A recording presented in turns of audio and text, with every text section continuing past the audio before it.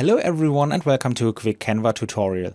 In today's video I want to show you how to change the background color in Canva. This is actually quite simple. First of all, I open Canva and here I have a project that I have already worked with.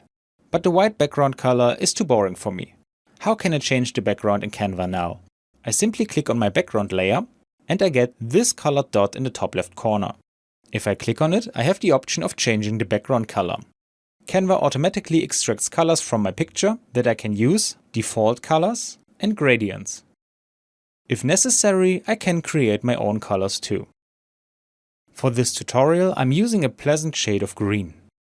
And as you can see, by clicking, I have already changed the background color in Canva. And that's all you need to know. I hope you enjoyed the video and I will see you again in the next tutorial.